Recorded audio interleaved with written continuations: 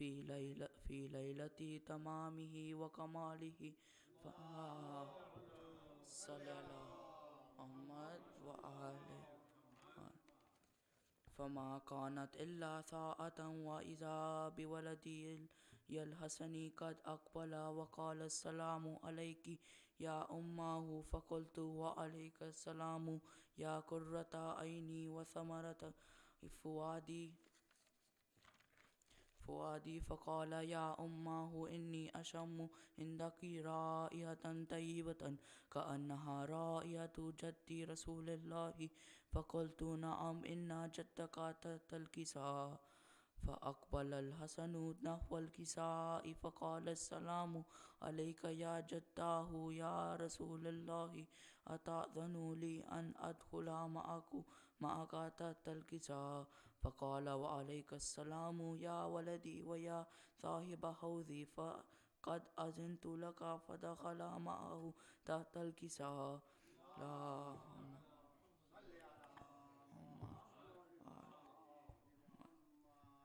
فما كانت إلا ساعة وإذا بولدي الحسين قد أقبل وقال السلام عليك يا أمه. فقلت وعليك السلام يا ولدي ويا قرة عيني وثمرة فؤادي. فقال لي يا أمه إني أشم عندك رائحة طيبة كأنها رائحة جد رسول الله. فقلت نعم إن جدك وأخاها تحت الكساء.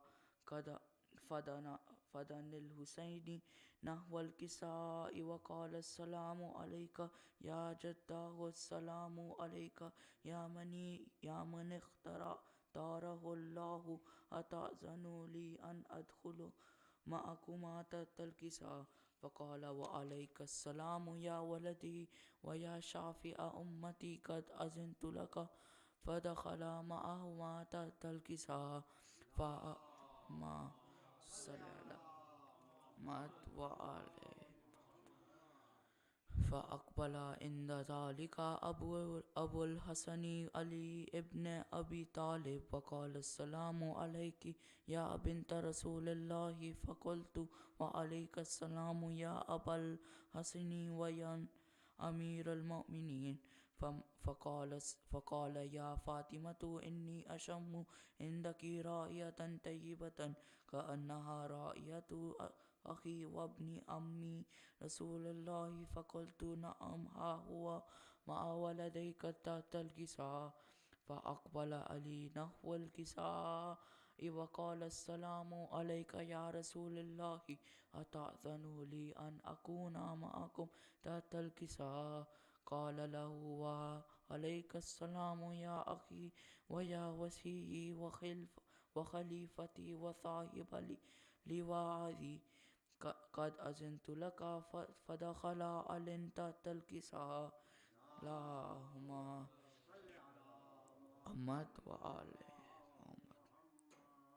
ثم أتيت نحو الكساء وقلت السلام عليك يا أبتاه يا رسول الله أتأذن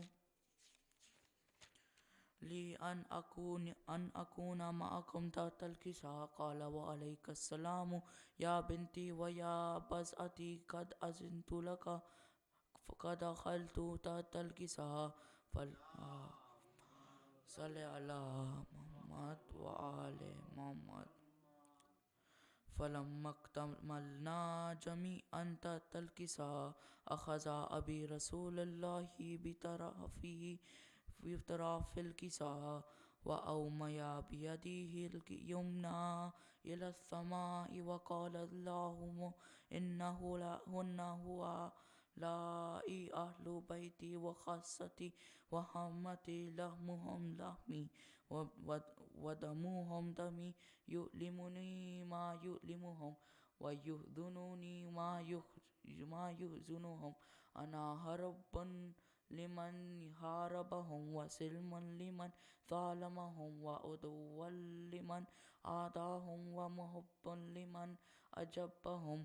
إنهم مني وأنا منهم فاجعل صلواتك وبركاتك ورحمتك وغفرانك ورضوانك على الله وعليهم وأذهب عنهم الرجس وطهرهم تطهيرا. ما صلى وآله. فقال الله عز وجل يا ملائكتي ويا سكان السماوات إلا ما خلقت سماء مبنية ولا أرض مدهية ولا قمرا منيرا ولا شمسا مزية ولا فلكا يدور ولا بحرا يجري ولا فلكا يسري إلا في محبة هؤلاء الخمسة الذين هم تحت الكساء. فقال الأمين جبرائيل يا ربي ومن تحت الكساء؟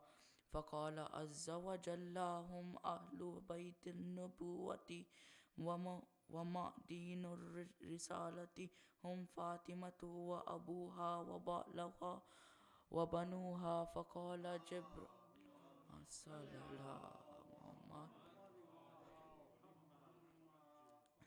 جبرائيل يا ربي أتأذن لي أن أهبط إلى الأرض لأكون معهم سادسا؟ فقال الله نعم قد أذنت لك. فهبط الأمين جبرائيل وقال السلام عليك يا رسول الله. العلي الأعلى يقرأك السلام يخصك بالتحية والإكرام ويقول لك وعزتي وجلالي إني ما خلقت سماء مبنية ولا أرضا مدهية ولا قمرا منيرا ولا شمسا مزية ولا فلكا يدور ولا بحرا يجري ولا فلكا يسري إلا لأجلكم ومحبتكم، وقد أذن لي أن أدخل معكم، فهل تأذن لي يا رسول الله؟ فقال رسول الله وعليك السلام يا أمين وحي الله إنه نعم قد أذنت لك. فدخل جبرائيل معنا تحت الكساء. اللهم محمد وآله. فقال لأبي إن الله قد أوحى إليكم يقول إنما يريد الله ليذهب عنكم الرجس أهل البيت ويطهركم تطهيرا. اللهم.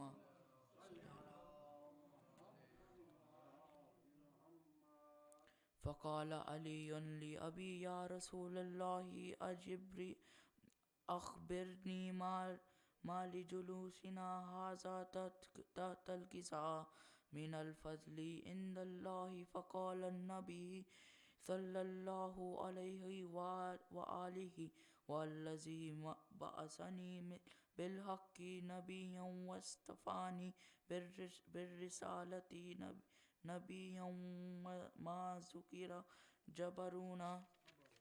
خبرنا هذا في محفل من محافل أهل الأرض وفيه جمع من شيعتنا ومحبينا إلا ونزلت عليهم الرحمة وحفت بهم الملائكة واستغفرت لهم إلى أن يتفرقوا. فقال علي السلام إذا والله فزنا وفاز شيئتنا ورب الكعبة.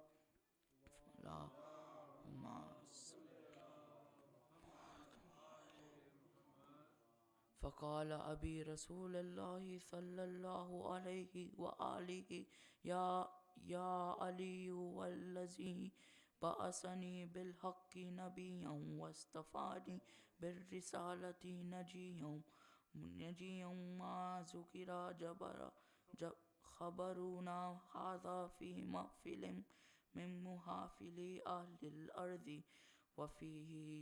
وفيه جمع من شيعتنا ومحبينا وفيهم مأموم إلا وفرج الله همة ولا مغموم إلا وكشف الله غمه ولا طالب حاجة إلا وكشف الله حاجته فقال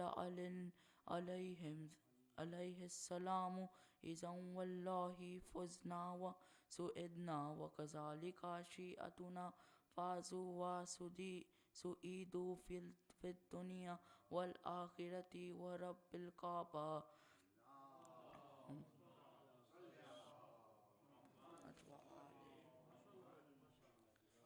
صلوات.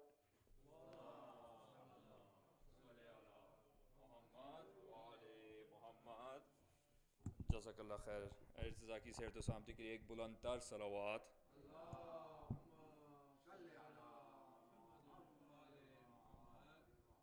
Now I'd like to request Irtaza or Yasir to please come and recite the Holy Quran for us. Please recite aloud salawat. Allahumma salli ala Muhammad wa ali Muhammad.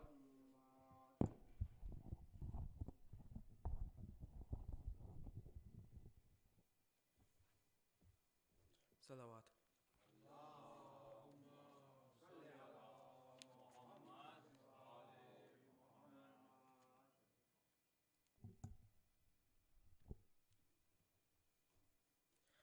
أعوذ بالله من الشيطان الرجيم. بسم الله الرحمن الرحيم.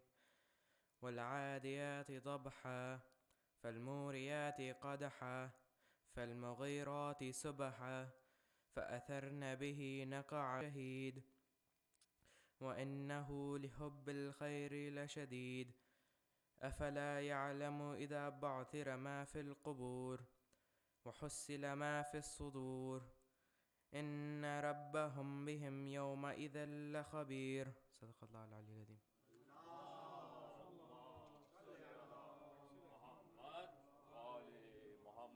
Jazakallah khair. I have a quotation from Imam Ali. He says, "The best deed of a great man is to forgive and forget." We need to, inshallah, we should all reflect on this in our daily lives. Now I would like to request Musa and Arbaz to please come and recite a salam for us. So please recite aloud salawat for Musa and Arbaz. Allahumma salli ala Muhammad wa ali.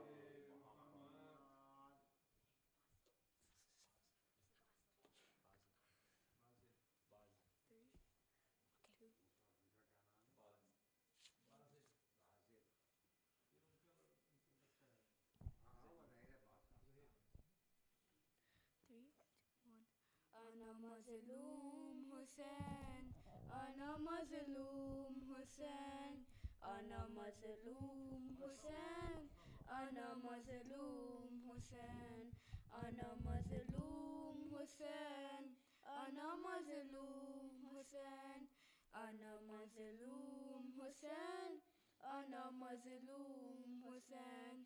اے عزادار مدینے کا سفر میں نے کیا قبر زہرا سے ہٹانا کا کمر قد چھوڑا در بدر پھرتا ہوا کرب و بلا میں پہنچا رہ گئی گھر میں اکیلی میری بیٹی سغرا.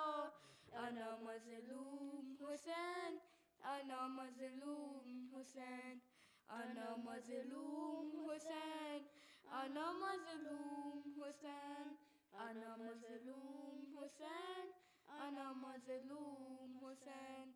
میں نے اکبر کو لہو ہوتے ہوا دیکھا ہے ٹکڑے ٹکڑے یہ بھتیجے کا میرے لاشا ہے میرے ہاتھوں پہ ہی بے شیر میرا تڑپا ہے میرے زانوں پہ ہی عباس نے دم توڑا ہے. انا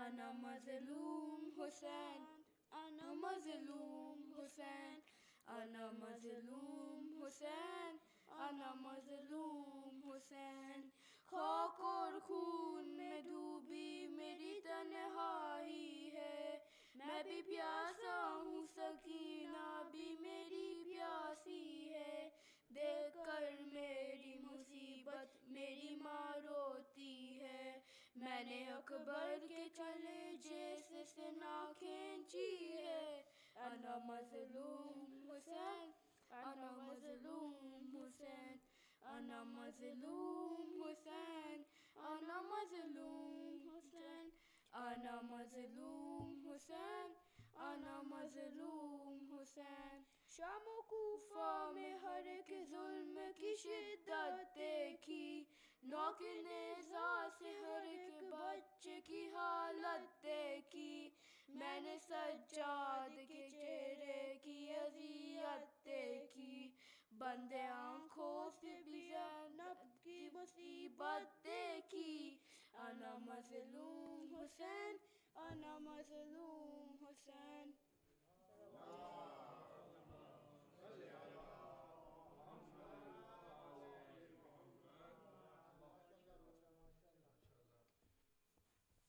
بازل اور موسیٰ کی صحت و سلامتی کے لیے ایک بلند تر صلوات محمد وآل Muhammad. A quotation from the Holy Prophet. He says, Hussein is from me and I'm from Hussein. Allah loves those who love Hussein. اب میں گزارش کرتا ہوں شبی بھائی سے کہ وہ آئیں اور مرثیہ پیش کریں پر محمد وآل محمد صلوات اللہم صلی علی محمد وآل محمد.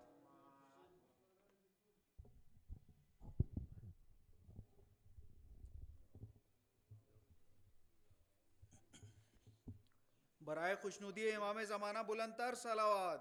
اللہم صلی علی محمد وآل محمد.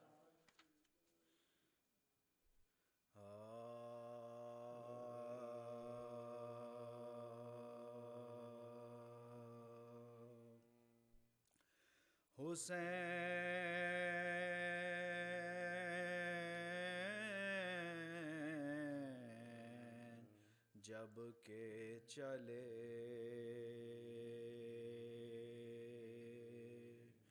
بعد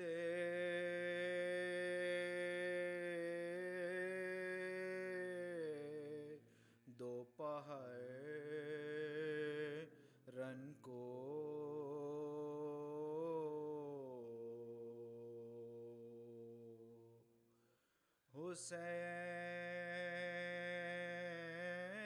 حسین جب کہ چلے بعد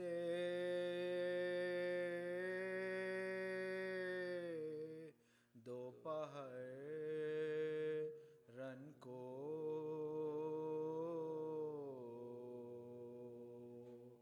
نہ تھا کوئی کہ جو تھامے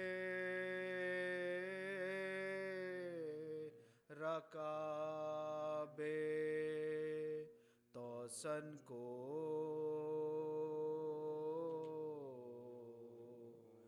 نہ تھا کوئی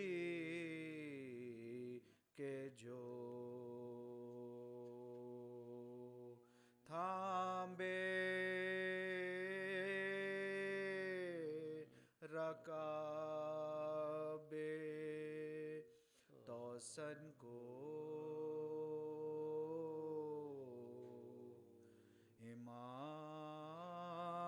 امام چپ کے کھڑے تھے جھکائے گردن کو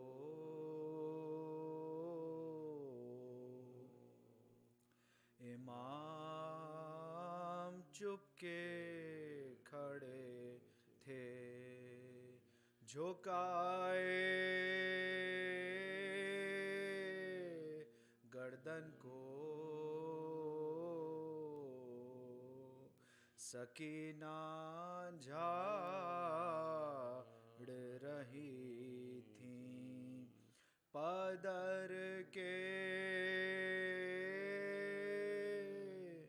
دامن کو، سکینہ جھاڑ رہی تھیں پدر کے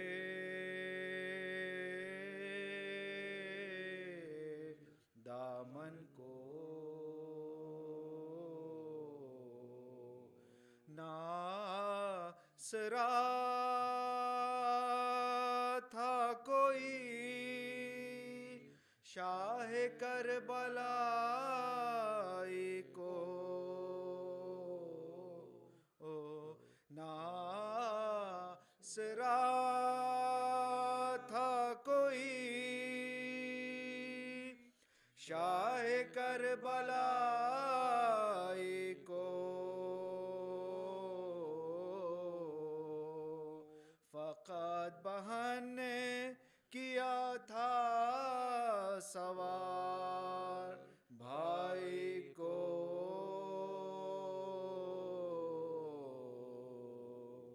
حسین جب کہ چلے، صلوات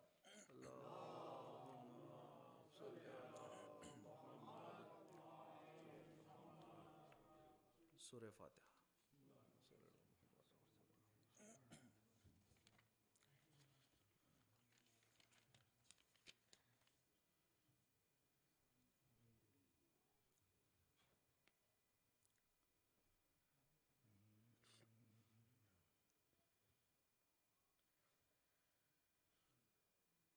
صلوات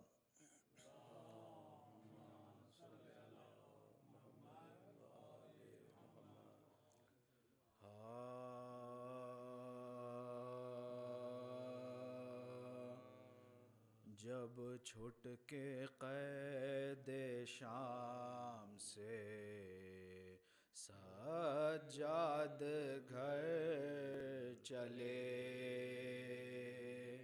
جب چھٹ کے قید شام سے سجاد گھر چلے، رستے میں کربلا نے صدا دی کہ در چلے، رستے میں کربلا نے صدا دی کہ در چلے، دشت بلا میں چھوڑ کے لاش پدر چلے، عابد نہ چاہتے تھے کہ جائیں مگر چلے، عابد نہ چاہتے تھے کہ جائیں مگر چلے، پہ ہم دعا تھی طاقت ضبط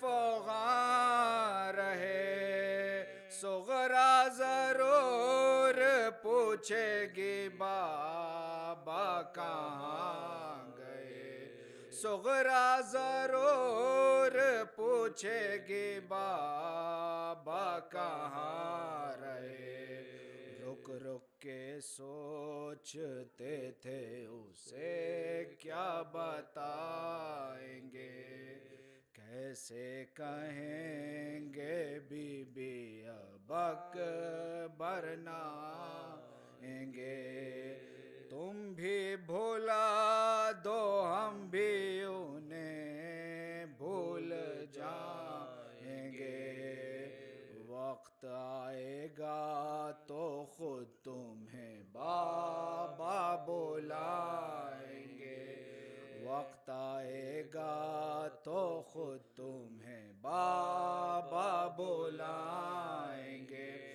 کہہ دیں ابھی رباب سے آگے نہ آئیے، ارے بچی مچے نہ جائے کہ اصغر کو لائیے، ارے بچی مچنا جائے کہ اصغر کو لائیے ام البنین پوچھیں گی اپنے جری کا کس شان سے لڑا سر میدان علی کا لال کہنا پڑے گا جنگ کا غازی کی کیا سوال ارے ان کو تو صرف آب رسانی کا تھا خیال ارے ان کو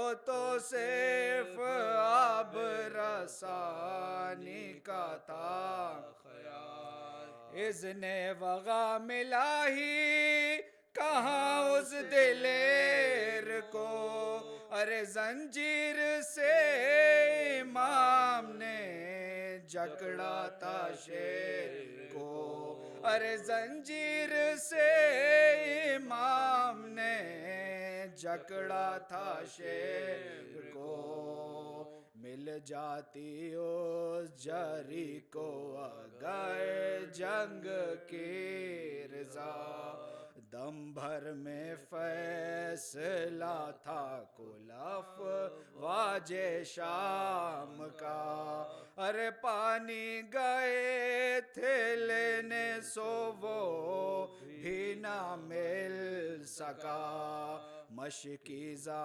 واپس آیا تو رنگی تھا بجا مشکیزہ واپس آیا تو رنگی تھا جا بجا ارے وعدہ تھا بھر کے لانے کا پورا بھی کہہ دیا ارے مشکیزہ سکینہ میں خون اپنا بھر دیا مشکیزہ سکینہ میں خون اپنا بھر دیا دیکھا جو یہ سکینہ نے آئے نہیں چچا ارے مشکیزہ واپس آیا ہے اور وہ بھی خون بھرا یہ حادثہ کلیجے کا ناسور بن گیا زندہ میں بھی چچا ہی کا دن رات ذکر تھا ارے زندہ میں بھی چچا ہی کا دن رات ذکر تھا سمجھایا ہر طرح نہ مگر بے کلی گئی آخر چچا کے پاس بھتیجی چلی گئی آخر چچا کے پاس بھتیجی چلی گئی جب چھٹ کے قید شام سے صلوات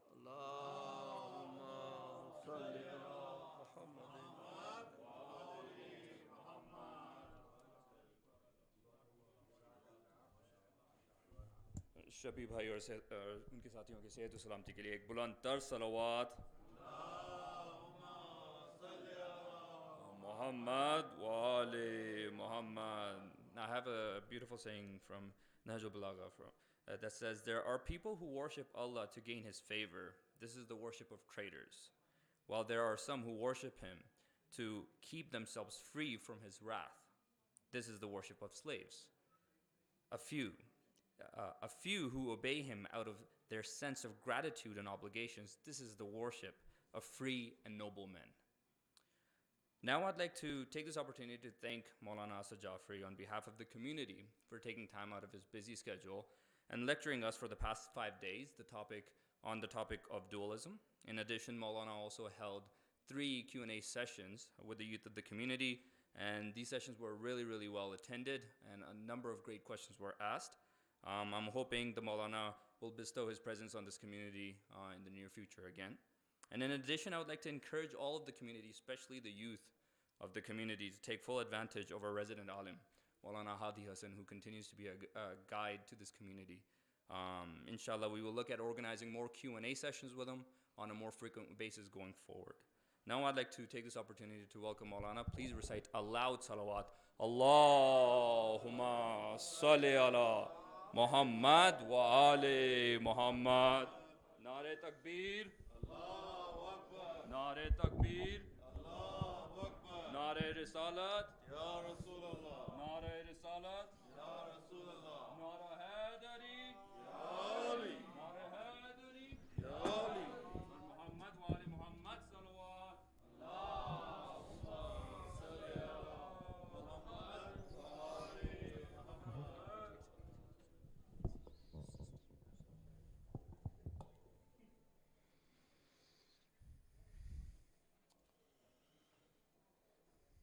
فاتحة. بسم الله الرحمن الرحيم.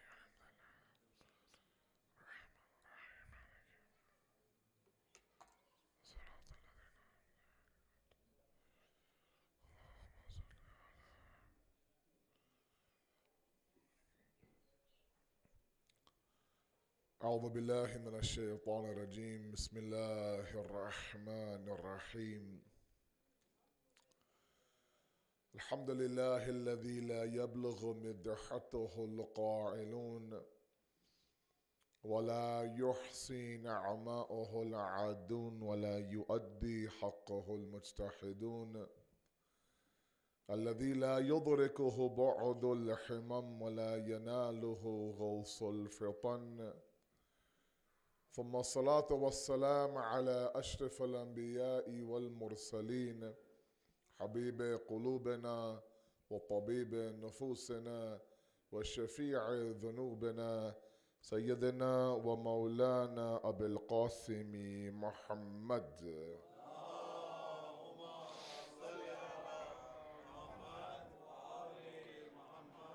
وآل بيته الطيبين الطاهرين المعصومين المظلومين، لا سيما بقية الله في الأرضين، صاحب العصر والزمان، خليفة الرحمن، إمام الإنس والجان، ولعن الله أعداهم أجمعين إلى يوم الدين. أما بعد، فقد قال الله وقوله الحق. بسم الله الرحمن الرحيم. وإذا سويته ونفخت فيه من روحي فقعوا له ساجدين. صلوا على محمد وآل محمد.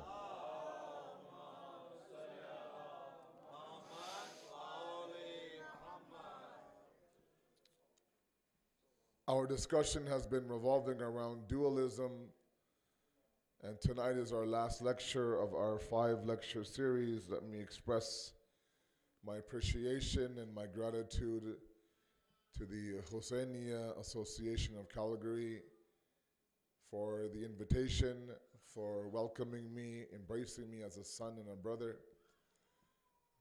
It was an honor for me to be here with all of you, and I really had a very enlightening experience to get to know some of you, to meet you, brothers and sisters, alhamdulillah.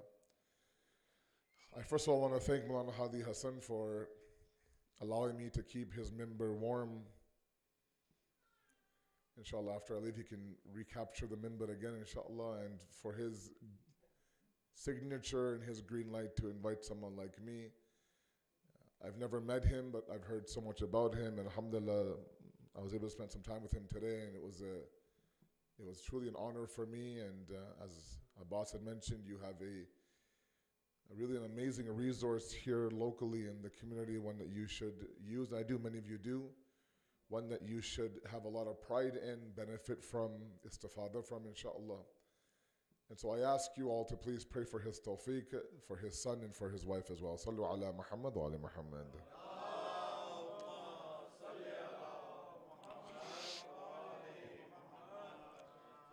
I want to thank my humble hosts for hosting me inside of their homes and for putting up with my 1,000 demands. And it's very hard to host people for that many days. They say, Do din mehman, tisra din shaitan. Imagine 5 days. Can you imagine? Yeah. So I am grateful to Riyaz Bhai and his family and for their tawfiq. One loud salawat ala Muhammad wa ala Muhammad, please.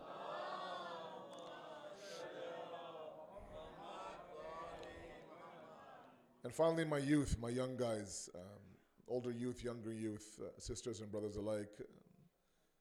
The reality is all of you inspire me. When I see your struggles, when I see your fight, when I see every day you trying to inch yourself closer to Allah, even though there are shayateen around all of you. I think it is an amazing thing to witness, and I got close to some of you, and I'm very honored to have met all of you. The one thing I will say, if you don't mind, a few pieces of advice, as I like to do, and then we'll get to our content. The first thing is to my youth out there, I think that you need your own voice in the community. So I think that's important that all of you have your list of complaints and list of suggestions and list of grievances, and at the same time you have your list of things that go right as well, and that's what every community does. But I think if you formalize an actual formal group together under the Hussaini banner of an actual youth team, a youth committee, you become the voice of those around you. You're blessed to have a very young alim and a young president and a young team, alhamdulillah, who's very active and willing to give you whatever you need. So if it's more English speakers, for example, then you need to speak out. But you need to not do it individually. As a collective group, you need to do it now, present that to the board. So I think that it's high time that there's no reason you have a beautiful building, a very vibrant community. Also, you should have also a professional, vibrant youth committee as well. And hopefully, if you need my help, of course, many of you have my number, you can reach out to me. But I do think it's high time that you put in your efforts and you take on your issues by yourself, inshallah. Sallu ala Muhammad wa ala Muhammad.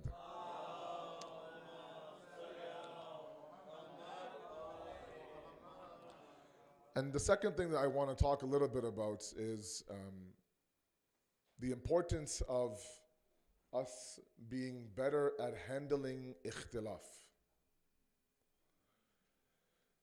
I don't think that we, especially as the Muslim community, I don't think that we've quite mastered the idea of a respect of a difference of opinion. I think we still look at it as either it's my way or it's wrong. And I think sometimes, we have to accept the fact that where there are a lot of plates in the kitchen, there's gonna be a lot of noise. Right? Like sometimes when the kitchen sink is stacked with plates and I'm doing the dishes, I want to make sure that my wife knows that I'm doing the dishes. So I bang the plates together until she says, I get it, you're in the kitchen. So when you have two plates, they're bound to make noise, and that noise is okay, provided the ikhtilaf stays up here and not trickles down into the heart. So ikhtilaf al-zihni is not ikhtilaf qalbi. You can have a difference of opinion, sit down and discuss with your aql, with your zihn, with your ilm, with your knowledge, not with your jazba and your emotion. Right? And it's bound to do that. Even the Quran says when you invite someone towards the path, عُدُعْ إِلَىٰ سَبِيلِ رَبِّكِ بِالْحِكْمَةِ وَالْمَوْعِظَةِ الْحَسَنَةِ. A solid argument, a beautiful argument, not jazba, not fawsh, not indecent words, God forbid. Right? We're all trying to do the exact same thing, going towards the same mission, inshallah. So let's try to have a proper difference of opinion. It's bound to happen, and it's okay. It's not blasphemous. But let's do it so that it stays up here and not trickles down to the heart. Sallu ala Muhammad wa ala Muhammad.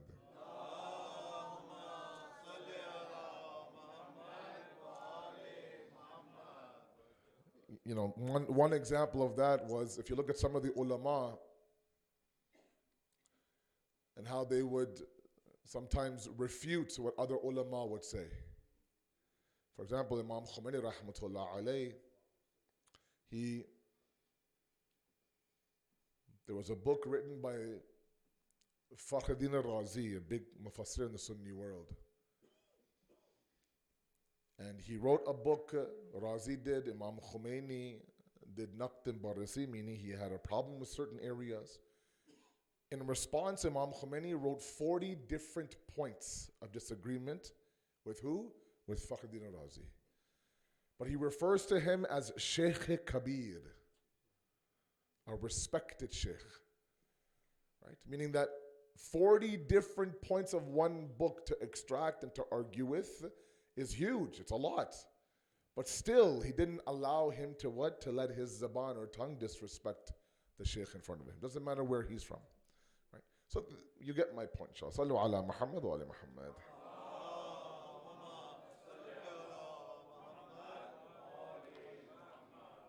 The attempt now for the past 5 nights has been for us to somehow understand the idea of monism, to harmonize our various dimensions of our existence into one path towards God. And to understand that both the body and the soul are instrumental in our journey towards Allah. That when we do this church and state division within ourselves, then that is not what the deen wanted. The essence of taqwa is to find Allah in everything that you do, as I've said in my sessions with some of you. It's easy to find Allah in the masajid, on the musalla, in the mihrab. The challenge is to find Allah in the classrooms, at work, let's say, and your downtime. And when we separate the body and the soul, or we separate material from immaterial, or ma'di from ma'nawi, then we're not able to reach that goal. It's a massive topic, right? One that requires a whole ashra. I only had 5 nights, so I chose those subtopics very carefully that I thought were a little bit of pain points, those things that are mubtala for many of you. And in my closing remark tonight, I want to talk a little bit about the idea that I'm not naive up here. I don't think for a moment that what I'm asking all of you and all of myself to do is easy. No, it's very difficult. It's very difficult. But as Hadith says, the more difficult the amal is, the more higher the reward is. And I think sometimes, we take this equation that ease equals value. Especially my youngsters out there sometimes. We owe a lot to today's millennials, today's 18 to 30-year-olds. They've given our life, a little bit easy now with smartphones and apps and everything like that. They often ask me, how did you get to people's homes without GPS devices? And I'd actually have to write down everything, left turn here, right turn here, et cetera, et cetera. And now along they come with now, this idea of apps that have made our life very easy. And while convenience is good, the problem is that convenience doesn't always exist inside of Islam. So Islam doesn't embrace the ease equals value equation. It embraces the struggle equals success equation. So sometimes my youth are scared to sweat a little bit. Even in their university life, I hear so many youth who drop this course. Why? Oh, by around midterm, I didn't get it. I was struggling. Couldn't catch up with the reading, so I dropped it. 3 months after a 2-year fight in terms of marriage and a divorce. Why? Marriage wasn't for me. It was getting too hard. I was bored, Malana. Bored, Malana. The things that we hear are ridiculous sometimes. Right? The revolving door of the employment world, the job. 3 months, 6 months, they keep quitting jobs. Why? Because, again, it wasn't for me, right? So they're not this idea that, the idea of struggle. Because they think that tomorrow something will be waiting for me there. And it's a complete opposite of what our elders went through in their generation. Nothing for them was guaranteed. So they worked hard through everything. Small things, right? Like I remember before I was married, we used to live in one house, me and my 4 siblings and my parents before my father passed away. And the garage inside of my house, mashallah, was packed. Boxes filled with junk. And my brothers and I would always want to clean the garage out. And my father always lived by one slogan. That one slogan was, Ek din kaam aayega.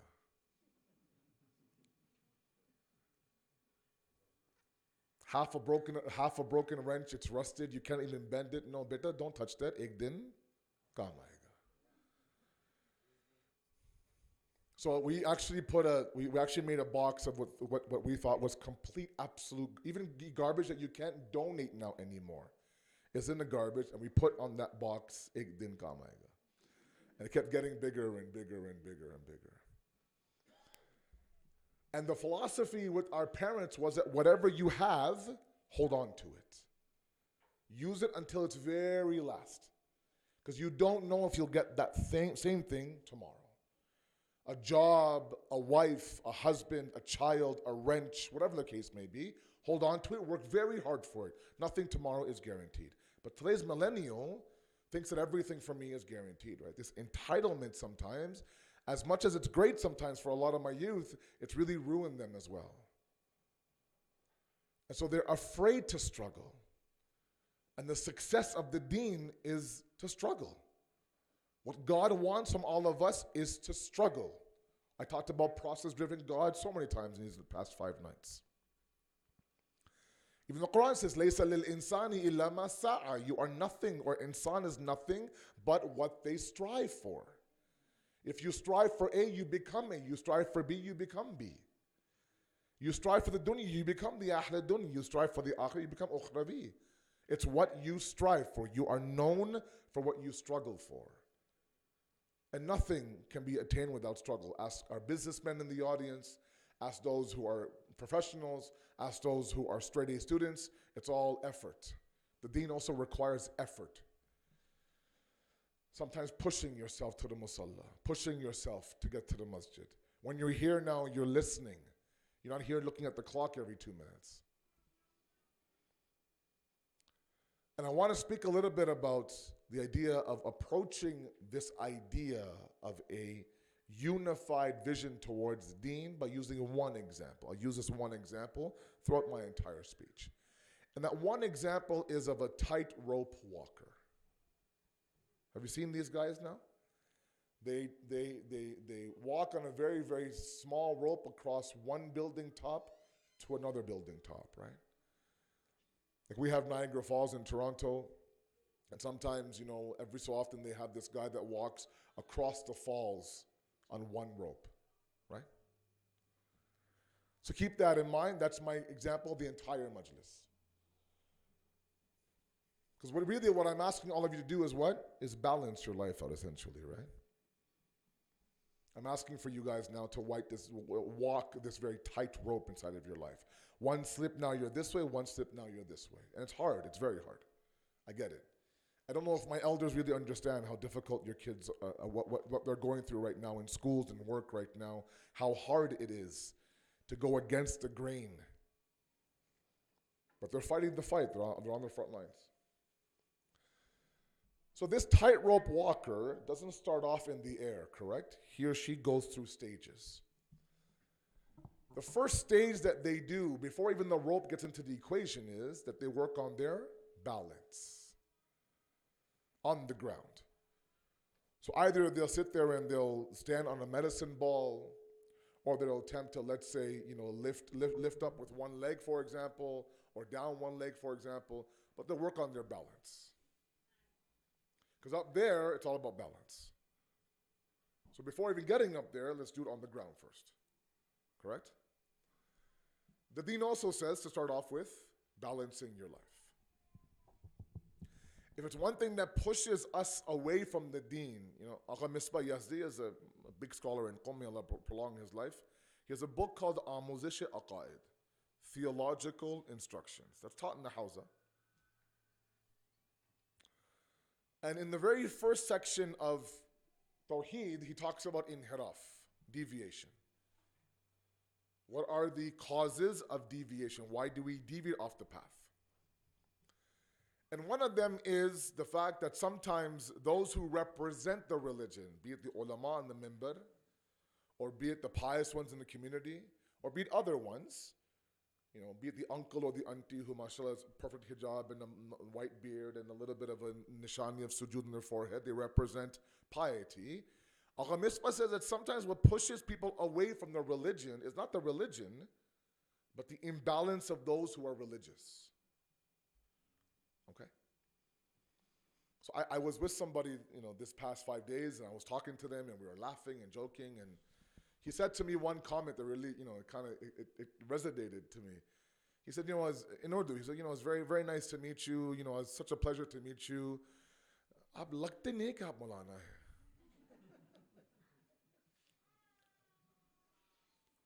hai. And I asked him, I go, what do you mean? Like, he said, no, you smile, you laugh. And I think it's a problem. I think that sometimes when you young guys are on the fence coming towards religion, and you see somebody who's doomy and gloomy and never quite happy and always, imbalanced and that doesn't have fun, doesn't know how to have fun, halal entertainment, of course, then you think, if this is the deen, I don't want the deen. Or you come and you're always dressed in black hijab, black abaya, black this, black that, everything. Even in women-only sessions, you're wearing all black, for example. And you're sending a message that, look, if you want to tread the path of Islam, you have to live a gloomy, doomy, drab life, void of any sort of reason to smile or laugh. When the reality is that the Prophet of Allah was what? He was approachable. They would describe him as being shad, meaning what? He was glowing on the outside, no matter how hard it was on the inside. And it goes to the idea of an imbalance.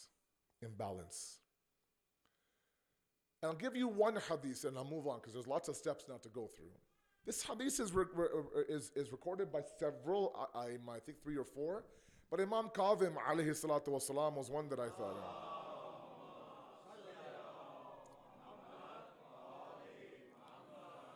It's a practical hadith, one that I want you, all of my young guys in the audience now. When I say young guys, I mean 15 to 35.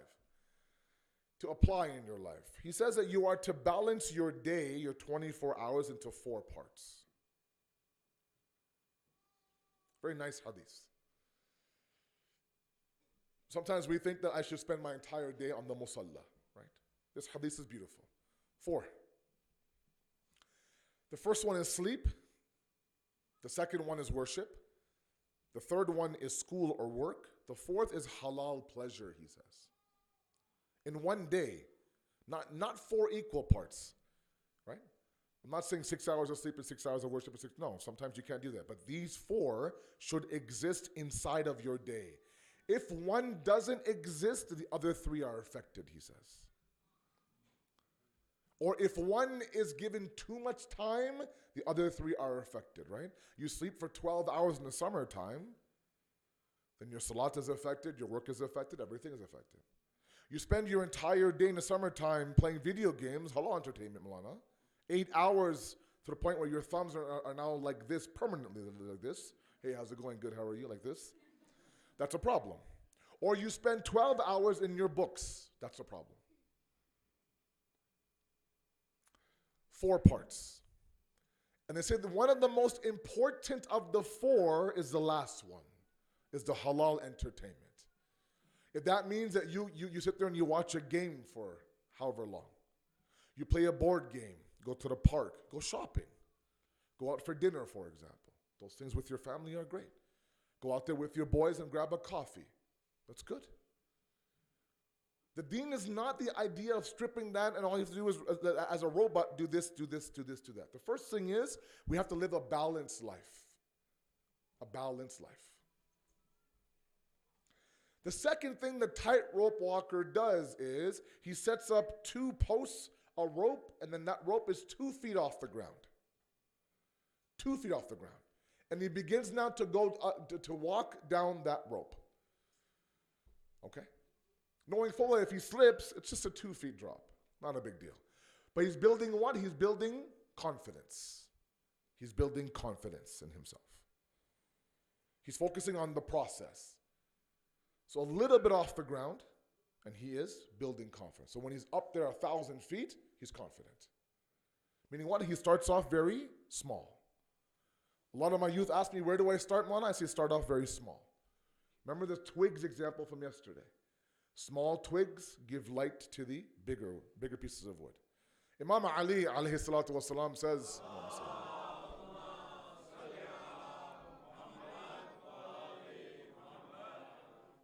he says Allah subhanahu wa ta'ala loves those acts of worship that are small but consistent, as opposed to large acts but inconsistent. And sometimes what we end up doing is that we have a moment of a spark, right? A moment where I'm intrigued, a moment where I'm pumped with taqwa. Like, oh, that's it now. fasting 5 times a week, namaz al-shab every single night, 1 juz every single day. Let's do this. I can do this.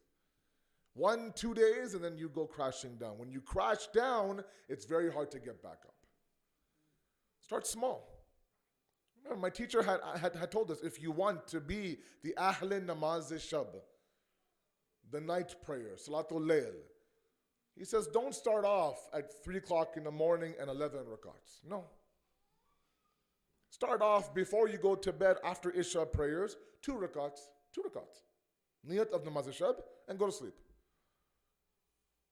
Do that, he says, for 40 days. 40 days, he says. After 40 days, add a second unit to that. So 2 and 2 now. Same niyat, same timing. After 40 days, add a third unit. Add a third unit, etc., etc. And eventually what you're doing is that you are building that confidence to be able to actually do the amal when it's supposed to be done. There's no rush here. We have to go very, very slow. My sisters sometimes who want to wear hijab. And there are sisters who want to wear hijab. And sometimes their biggest fear is, one of them is that I don't want to look ugly. Second thing is that how do I explain to my classmates, my coworkers, sometimes my own family. Can you imagine? There are wives that call me and say, Malana, I want to wear hijab, but my husband says if you wear hijab, I'll divorce you. I'll leave you. I didn't marry you to wear hijab. So now do I make my husband happy or do I make my God happy? It's a very tough position to be in for a woman, right? God's happy, but my life is miserable inside the home. Or sometimes they're just afraid of the fact that, sometimes those sisters who wear a hijab, I'm sorry, sisters, who are muhajjaba, who are hijabi sisters, who have it down pat, the sleeves, the socks, the whole nine, they sometimes judge those who don't wear hijab, right? Because they think that, I'm wearing hijab, so I'm the ma'asuma here, and she's not wearing hijab, there's a big problem here. And sometimes that sister says, look, I'm not wearing hijab, but I don't judge people the way this hijabi sister does. If you're somebody on that side of the partition who wants to wear hijab, if you cannot cover your hair, start off small. At least wear modest clothing. At least wear non-form or non-fitting clothing. At least, look at the behavior with non-mahram boys and non-mahram men. Start off with that. Build that modesty. Then you start to realize that, look, I'm more than how I look. There's more inside of me. Then you'll start to cover yourself bit by bit. Someone approaches our Holy Prophet sallallahu alaihi wasallam.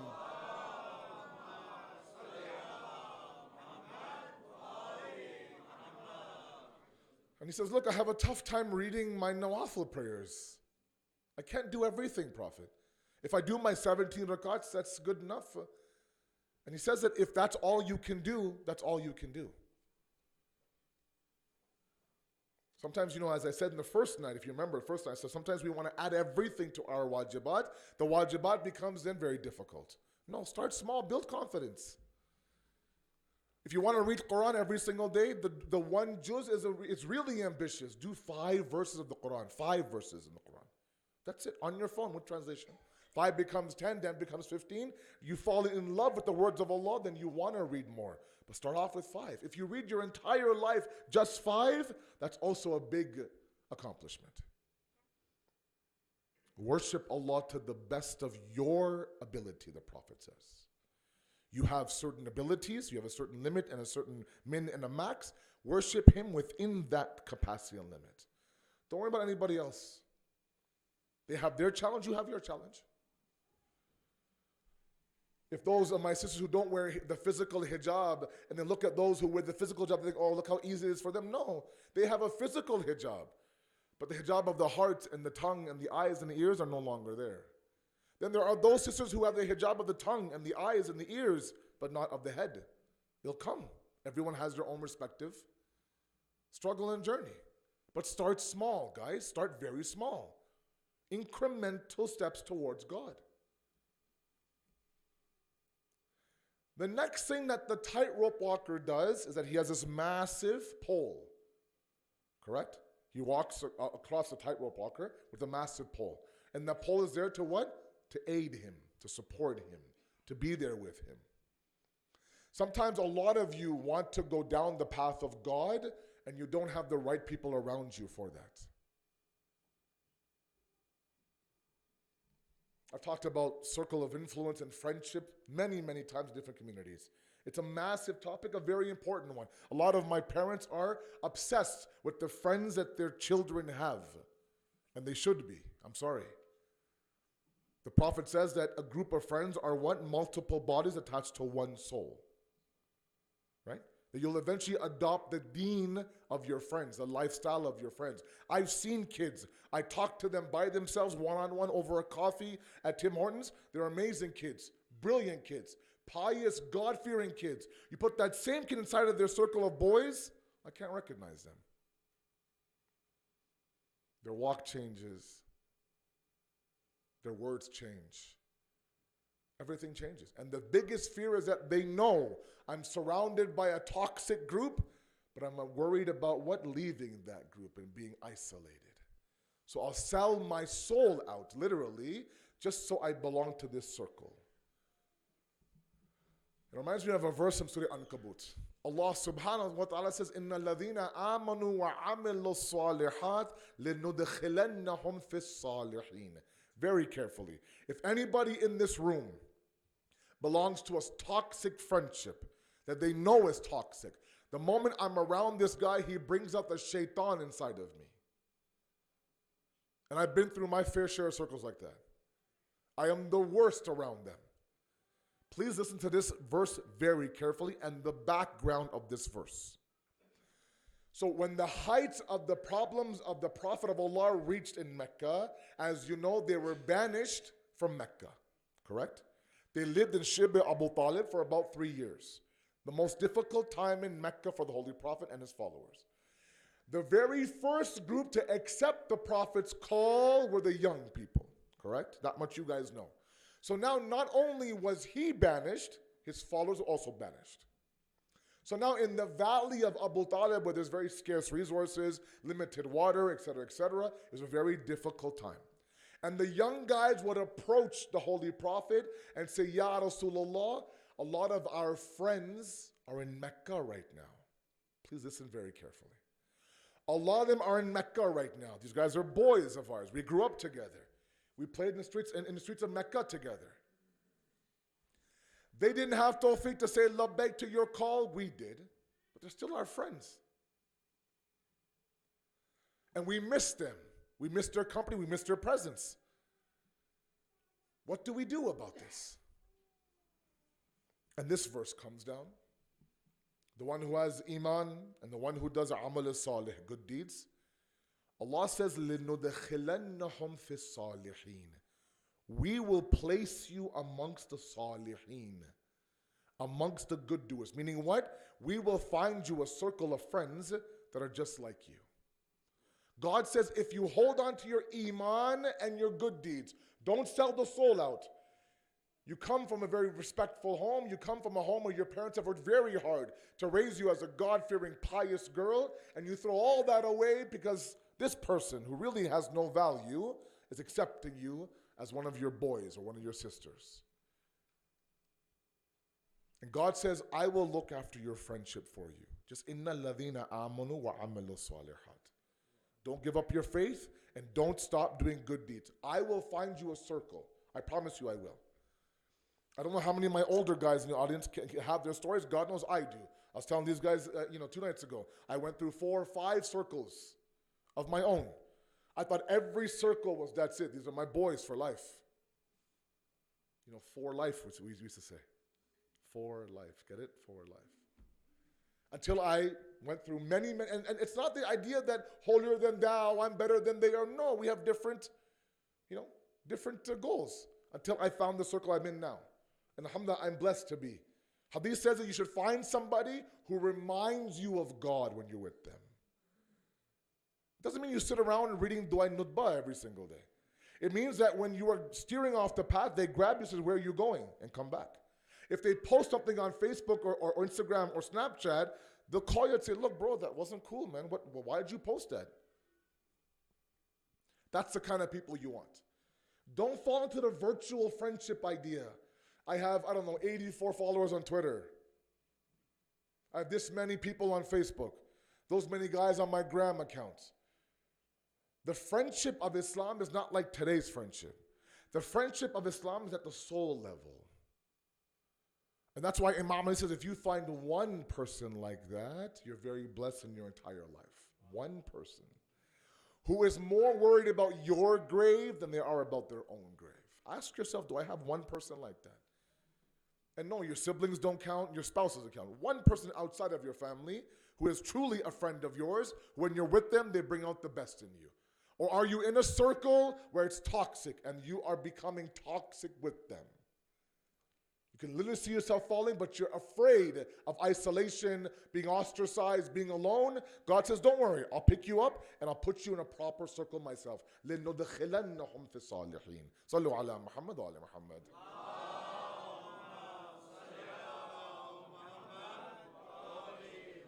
So this rope, this beam that he has is there to make sure that he doesn't what? He doesn't go off the path and off the rope.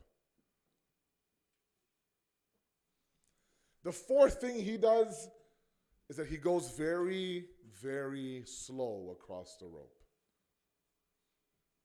There's no rush. He puts one foot in front of one foot in front of one foot. Sometimes I think we're in a hurry. I talked about the climb last night. Don't be in a hurry. It's not a race, it's a journey. People will bolt by you on that journey. Let them go. Sometimes if we get 1 inch up on the mountain and we present that to God on the day of judgment, that's enough. That's my struggle, God. That's how far I got. Doesn't matter that, oh, person A is half up the mountain, I'm only a quarter. No, it doesn't matter. Sorry. If I want to go to Riyadh Bhai's house from here and I come out of the driveway and Asad Bhai says, look, make a right and then go here, make a left, go here, go right. I said, perfect. I come out, he says right, I go left. And I think, okay, I'm going the right way. Right? And I'm flying towards Riyadh Bhai's house. I mean, I'm driving faster than he is. Bachara. Right? And I think, you know what, any minute now. And the faster I go, the further I am from my destination. The other side is that I listen to his instructions. I make a right. And I putt my way 20 miles an hour to his house. I'll get there after 3 hours, but I'll get there eventually. Doesn't matter how fast I went. It's a matter of making sure you're on the right path towards God. Doesn't matter how fast you get on the path. Ensure the path is accurate. Sallu ala Muhammad wa ala Muhammad.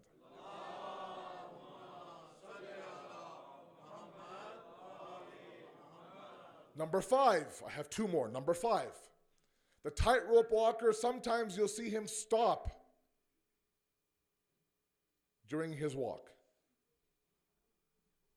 And what he's doing is that he's gathering his balance again and gathering everything and resetting all over again. He'll stop, and when he feels firm, he'll continue. Right? As I said last night and a few nights ago, it's okay to stop once in a while. Figure things out. Okay? Sometimes I go to the mall. Sometimes. Very rare do I go to the mall. I remember once I had an Old Navy bag, and I had to return my pants from Old Navy. And I walked in the mall, and I tried to park at that door that's closest to Old Navy. So I walk into the door, and there was a person from my community, family, coming towards me. And I had my Old Navy bag. I said, oh, boy. And here it comes. Are Malana Aap? I said, gee, yes. He's like, here at the mall? I go, yeah, I'm at the mall. I wear pants as well sometimes, yeah. I know it's hard to believe, but sometimes I wear pants. Right? People are shocked at the mall. I'm not roaming around. I'm just going to the store, coming back. And I walk into the mall now, and I don't know where Old Navy is. It's a brand new mall, let's say, for me. So I look for those maps. And the first thing I look for is a big red dot that says what? You are here. By knowing where I am, I know where I have to go. If I don't know where I am, I'll be going up and down the mall, meeting everyone and their mother in the community. I want to get there quickly, get back quickly. Sometimes it's okay, guys. Stop to find out. I know it sounds kind of like, stop to wonder, where am I right now? What am I doing right now? Am I doing something right now? Does it feel right? Have I asked the right person? Do I have the right people around me? Am I raising my kids properly? Just stop what you're doing. Find out where you are. Then that's easier to find out where you have to go. Because the other thing the tightrope walker does, he never looks behind him or down. He always looks straight at his destination. He never looks anywhere else but that platform and that rooftop that he has to get to. And he'll say, no matter what, I have to get to that rooftop. And that's what all of you have to, all of us have to do as well. Continue to look at your purpose. Don't change that GPS destination. Struggle, strive, slip, fall. It's okay. Doesn't matter. I don't know how many of you guys are UFC fans in here, but I want you to imagine, main event match, UFC in the octagon, 5 rounds. And after the fight, they interview the winner. Have you seen this? Or back in my day, we used to watch boxing. Holyfield and Tyson and these guys. And they would interview the winner after 11 rounds. And the winner now would have blood from his ear, one eye, swollen shut, maybe a tooth missing, sweating everything, and he's announced the winner. I'm like, he's announced the winner, then imagine the loser, what he looks like. And he's happy. He's announced as a winner. But look at him. He got beat too. But the idea was that he outlasted his opponent. Please follow me carefully. Please follow me carefully. The example I've given before is this. I want you, sometimes they send these veterans, right, to Iraq, Afghanistan, blah, blah, blah, these war vets, and they come back. And sometimes they actually videotape that what's that called? That reunion with the family. You've seen this, right? Sometimes they surprise their kid, surprise their spouse. So I want you to imagine now, the vet has come back from his time in Iraq. Family is there, big barbecue, welcome home, blah, blah, blah. They sit around, they're having their tea, and people start to ask for what? They ask for stories from Iraq. Tell me about the experience in Iraq. It's like, oh, man, the things I saw on the battlefield. A lot of my guys beside me, they were killed in battle. This and that, and I saw shells, I saw explosions, blah, blah, blah, this and that. And one guy's looking at him up and down, and there isn't even a scratch on his body. No scar, not even a pimple is on his body. Nothing to show me or show him that he's been through a war. Sometimes they come back and the hand is amputated, they limp, for example, there's scars all over their body. Something to show that you've been in a battle before. Sometimes I think we're afraid to present ourselves in front of Allah with scars and battle wounds on our body. That I fell, I got back up, I fell, I got back up. And so sometimes what we do is we stay down and say, look, I'm done, forget it. Remember, the idea is not for you to be scar-free. The idea is for you to outlast shaitan at the end of the day.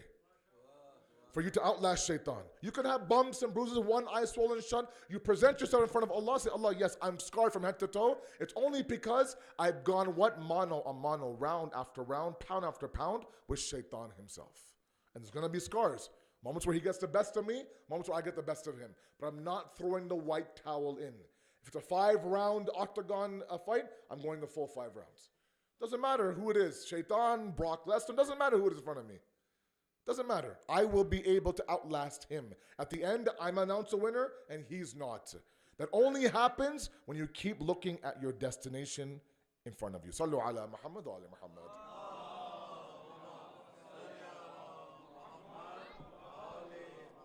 And the final one is when he gets up to the 1,000 feet plateau and he starts to walk down that rope, there's a safety net. That if he falls, there's something to catch him. Allah is sending Harun and Musa towards Fir'aun. He says, فَلَا تَخَافُوا إِنَّنِي مَعَكُمَا. Don't be afraid, I'm with you. I'm with you. I'm right beside you.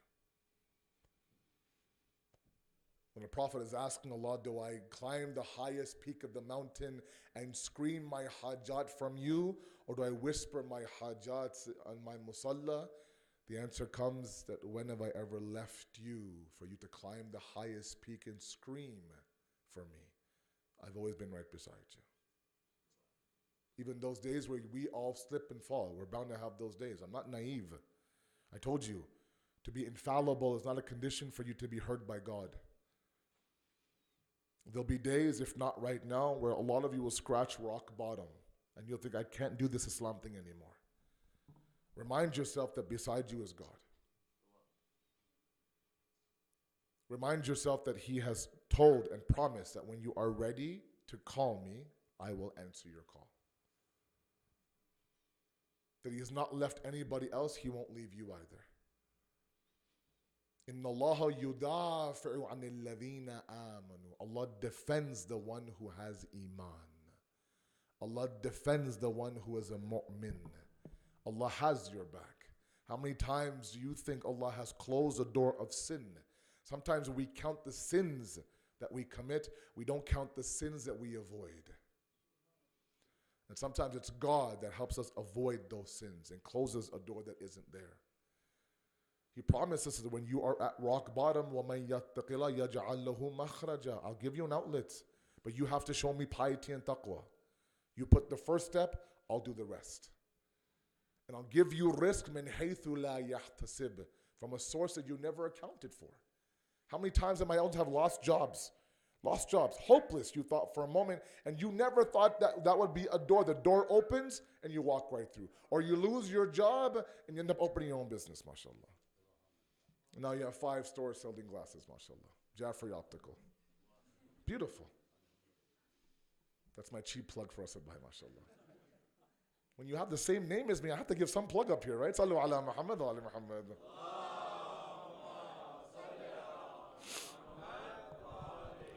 Don't allow shaitan to play with the image of God inside of you. Don't let him do that. God has always presented himself to be a loving, compassionate, merciful God who's quickly pleased. The slightest little bit that you give him, he'll accept that. The slightest bit. Just give me an inch, I'll give you the rest. You praise me in private, I'll elevate you in public. Look at the love that God has, okay? Imam Ja'far Sadiq, alayhi salatu wasalam.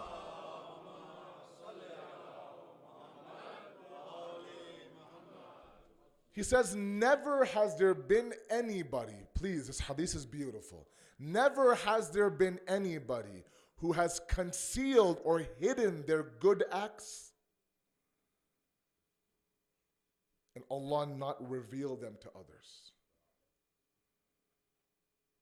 As much as we do to hide our sins, hadith says we should also hide our good deeds as well.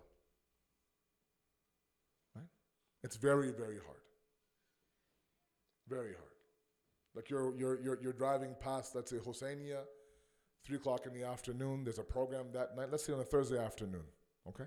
You're driving past Hussaini, and there's 2 feet of snow on the ground, and you know the stairs now are packed, and people will use those stairs. So you think, you know what? I have time. I have a shovel in my trunk for some odd reason. Let me go into the parking lot, take out my shovel, and shovel the stairs. No one knows. You know, God knows. That's it. And you get in your car, you go home. You come that evening.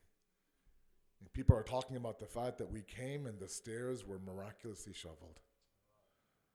Must have been a farishta, a mojaza, a jinn. Somebody must have came. Right? We're quick to call everything a mojaza, right? Mojaza, hold on. Wait. And you're listening to all this. There's actually corners of conversation, and inside that nafs, boldo yaar. Just tell him. And it just kills, it's bubbling, it's curring inside of you. Then you grab one guy. Asal mein, baat ye hai, this is what happened. Oh, acha. And he starts what? He starts patting on your back. It feels good. It feels great. The act that's done in the highest level of secrecy has the highest level of reward. So the moment that this moment left Hussaini at 3 o'clock in the afternoon, it was written as the highest reward. He tells one person, it's still a good deed, but not so high of a reward. But that one person felt so good, one became 10 people really quickly. 10 became 20, 20 became 40. Now everybody knows that I was the one that shoveled the stairs. And I felt great about it. Now that act went from my book of this deed to my book of riyah. the book of satanic acts. Very hard. To hide those good deeds is very difficult. Allah, Imam Salih says, the one who does that, who buries his good deeds, buries her good deeds, everything she could to ensure that nobody knows that I do this, I do that, I do this. He says that it's impossible that Allah will not eventually reveal those acts to the public. That's how much love he has. How obsessed he is with the respect for you, for others. Hadith Qudsi, it's very hard for me to say.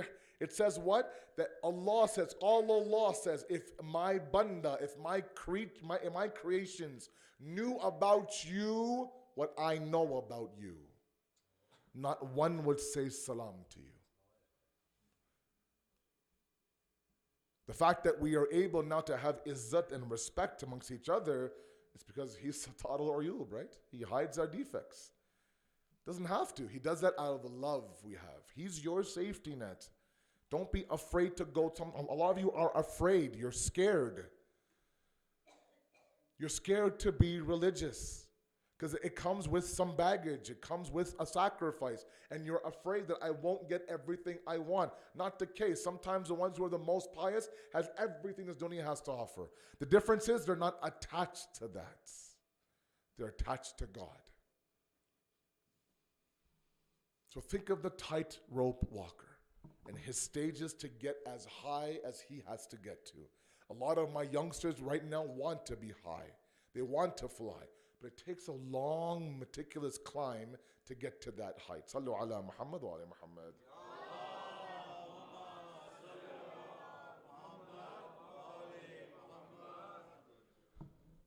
Because if we have a deen today to call deen, a lot of it has to do with the fact that there has been sacrifices made. We are now at the end of Safar. A few days in Rabiul Awwal, and then the official end of Ayyam Yazah happens in a matter of 8-9 days. And this emptiness now occurs, not only in our centers, but also in our hearts as well. We're very Ajib nation, the Shias. We anticipate our grief. We celebrate our sorrows. We look forward to next year's day of Ashura. We prepare, we plan. If anybody had walked in who is not a Muslim to see what we do for 2 months, they think this nation is very special. They drag their kids to a majlis or a speech where it's all black, the lights are off, and they retell the gory details of a person sometimes their very age whose body was disrespected. Not one, two, as the day of Ashura approaches, every inch of this carpet is full. People that we don't see all year round end up coming. Because we've accepted this grief is our contentment. The more we cry for Hussain, the more content we feel. Sometimes when you go through your personal grief, you have this feeling inside of you of a lot of discomfort. But this grief of Hussain is different. It brings about a sense of sukoon. We even complain about the masa'ib sometimes. I didn't cry enough today. People don't look for tears. They don't want to go through that very difficult grieving process. But we run towards it. We prepare for it. We count down the days before it. Because it feels incomplete if I don't cry for Hussain.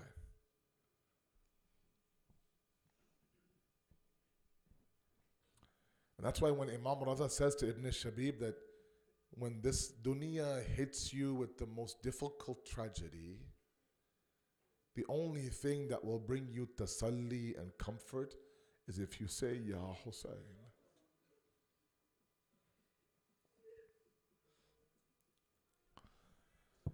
One of the most evil tyrants of the Bani Abbasids, Mutawakkil.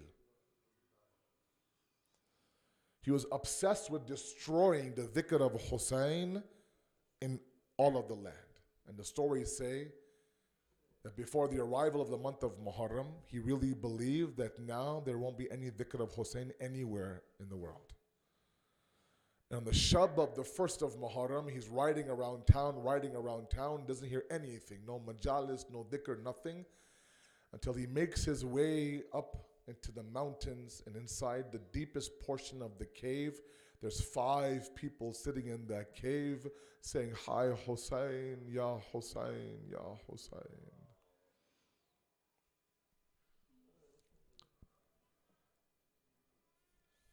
And the one who is sharik of Hussein is Bibi Zainab.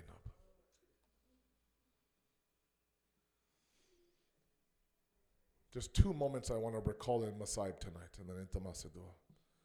When it comes to Bibi Zainab, very difficult.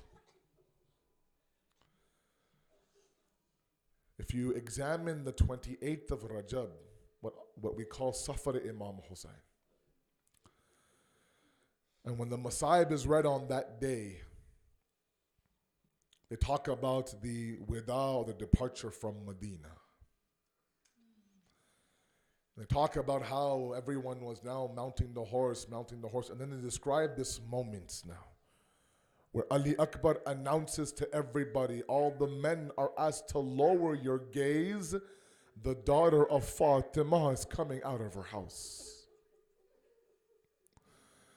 And with this shan and this respect and this azamat, Zainab comes walking out of the home, and there in front of her, Ali Akbar is there, Ono Muhammad are there, Abul Fazl is there, and there giving his knee to mount Zainab on the horse is Hussein himself. All of her Shahzadas are all around her to mount her. And with this glory and respect and passion, the daughter of Ali is mounted onto this horse. But that was the 28th of Rajab in Medina. Come to the 11th of Muharram in Karbala. Now this qafla is going towards Kufa and Sham. And one by one, Zainab is now mounting everybody on the camels. There comes a moment now where Kulsum and Zainab are left.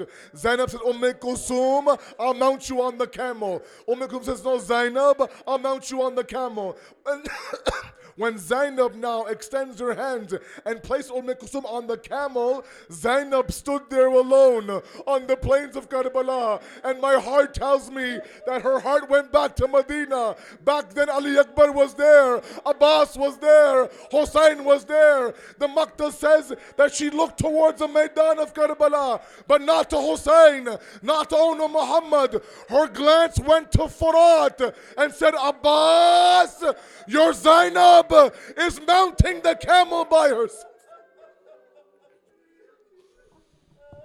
The second moment in Darbar Yazid, if you've been there before, you know. In the middle of that masjid and that Darbar, there is a platform. And there's balconies everywhere. A very high mimbar. I want you to imagine now for a moment. The Ahl Haram now have entered Sham. They're brought in front of Yazid. All of them are surrounded on this one platform. 700 non-mahram men are watching this tamasha unfold. Yazid is on top of the mimbar. He's brought the head of Hussein in front of him. He takes the head of Hussein. He begins now to hit the teeth of Hussein with his stick. He begins now to pour wine on the head of Hussein. All in front of Imam Sajjad, in front of Kulsum, in front of Sakina and Fidda and Zainab. And then he says to Umar bin Saad, I heard that Hussein had a sister who came with him to Karbala. Was she killed or is she brought here in front of me? Says, no, Yazid, she was not killed, she's here. Imam Sajjad narrates one of the moments that was the most difficult for him is this moment now. He says to Umar bin Saad, show me which one is the daughter and the sister of Hussein. At that moment now, he says, I want you to separate everybody and leave Zainab alone. So there come a moment, all the kids were aside, all the women were aside, but protecting Zainab was Kulsum, Fizza, and and Imam Sajjad. At that moment now they begin to beat Kulthum, and she moves aside.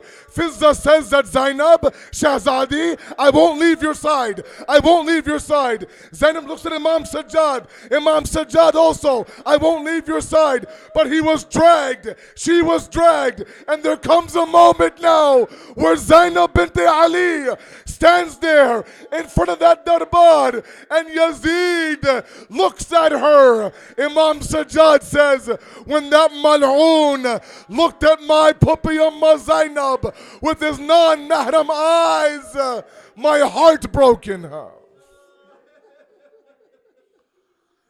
Matam ya Hussain, ya Hussain, ya Hussain.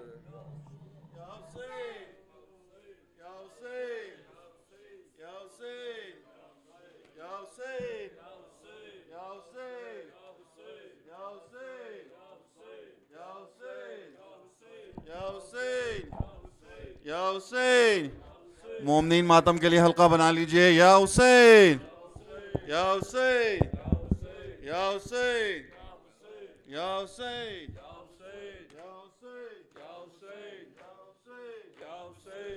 زندہ رہے زندہ رہے زندہ رہے اے عزادار حسینی یہ چلن زندہ رہے.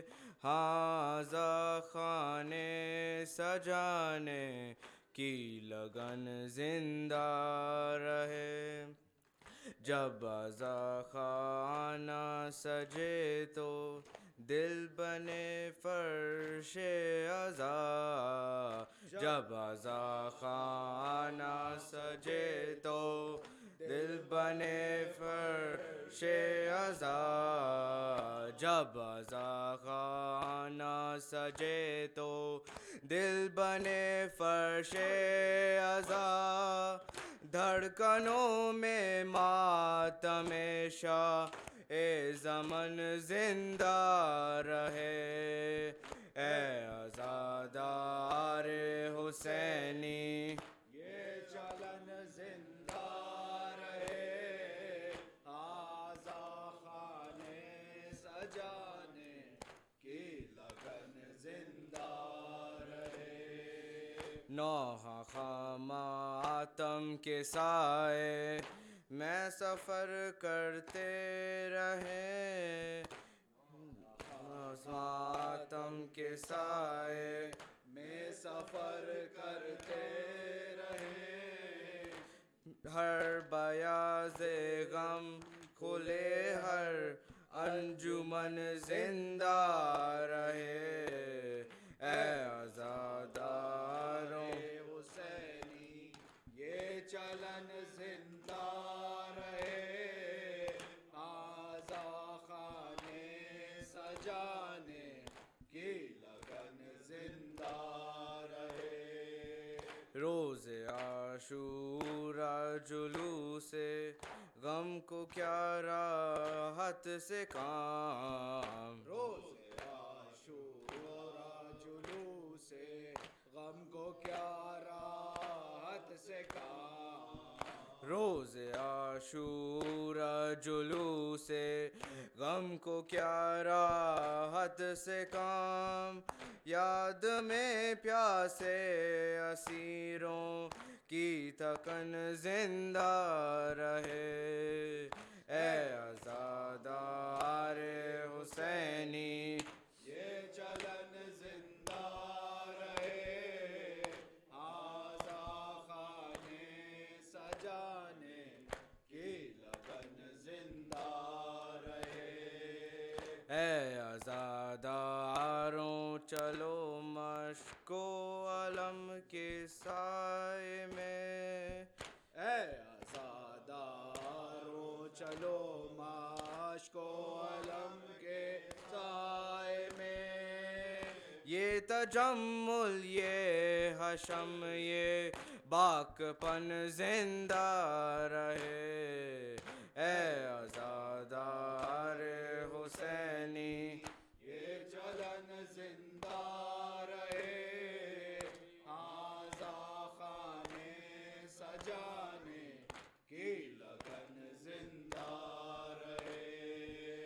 جس جگہ تھی موت آساں زندگی دشوار تھی، جس جگہ تھی موت آساں زندگی دشوار تھی، جس جگہ تھی موت آساں زندگی دشوار تھی، ہاں وہاں زہرا کے سارے گل بدن زندہ رہے، اے عزادار حسینی یہ چلن زندہ رہے، آزا خانے سجانے کی لگن زندہ رہے، چھوٹے چھوٹے سے علم بچوں کے ہاتھوں میں رہیں،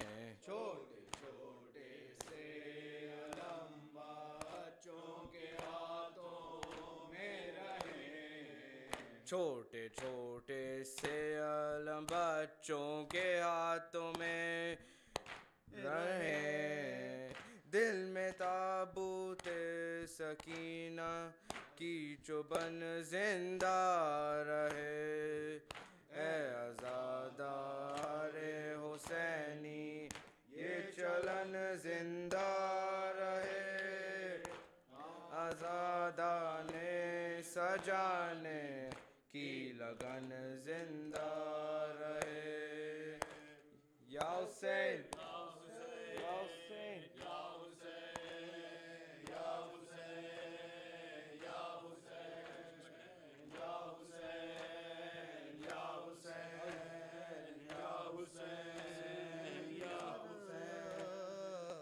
یسرب نظر آیا، یسرب نظر آیا، یسرب نظر آیا، یسرب نظر آیا، یسرب نظر آیا، کلثوم نے محمل کے جو پردے کو اٹھایا، یسرب نظر آیا، یسرب نظر آیا، کلثوم نے محمل کے جو پردے کو اٹھایا، یسرب نظر آیا، یسرب نظر آیا، اپنا تھا وطن اور اپنا تھا وطن اور پرایا نظر آیا، کلثوم نے محمل کے جو پردے کو اٹھایا، یسرب نظر آیا، یسرب نظر آیا، منہ ڈھانپ کے رونے لگی احمد کی نواسی، ویران سراپا تھا اللہ یہ اداسی، اجڑا بنی ہاشم کا، اجڑا بنی ہاشم کا محلہ نظر آیا، کلثوم نے محمل کے جو پردے کو اٹھایا، کلثوم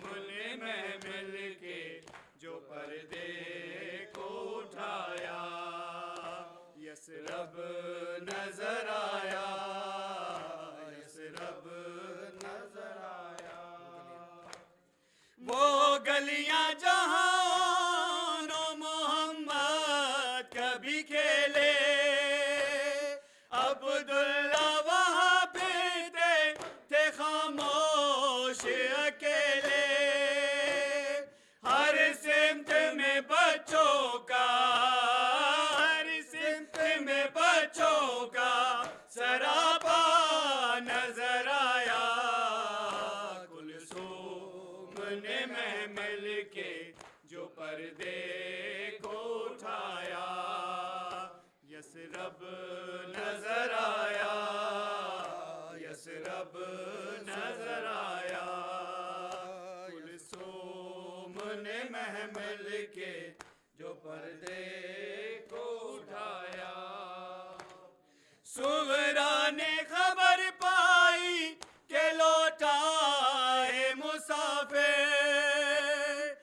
خوش ہو گئی روزے پہ نہیں کہ ہوئی حاضر کیا سوچا تھا سغرا نے کیا سوچا تھا سغرا نے اسے کیا نظر آیا کلثوم نے محمل کے جو پردے کو اٹھایا یسرب نظر آیا یسرب نظر آیا کلثوم نے محمل کے جو پردے کو اٹھایا ہائے ہائے زینب ہائے ہائے شاہ ہائے ہائے ہائے زینب ہائے ہائے شاہ ہائے ہائے زینب ہائے ہائے شاہ ہائے ہائے زینب ہائے ہائے شاہ اللہم صل علی محمد وعلی محمد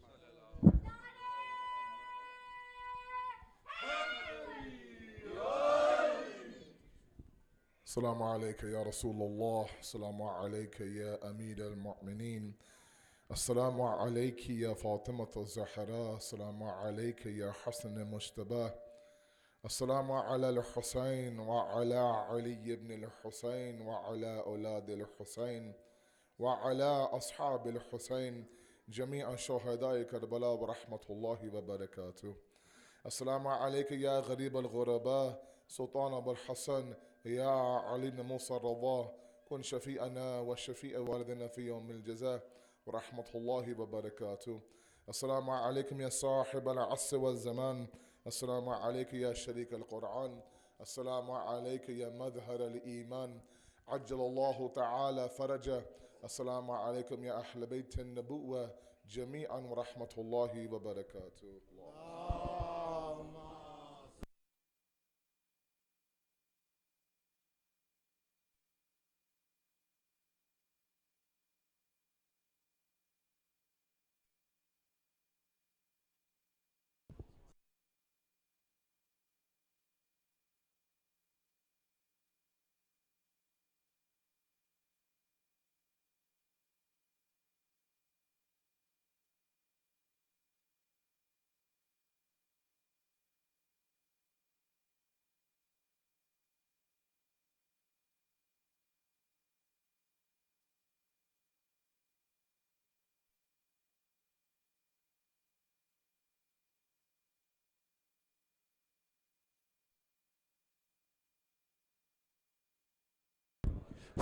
مومنین شب جمعہ کو یہاں پر ریگولر دعا نائٹ پروگرام ہوگی اور خاص طور سے یوتھ کے حوالے سے یہاں پر جو مجلس ہوگی اس میں تمام بچے نوحہ مرثیہ اسلام اور عفیف ماسٹر عفیف انشاءاللہ سپیچ دیں گے.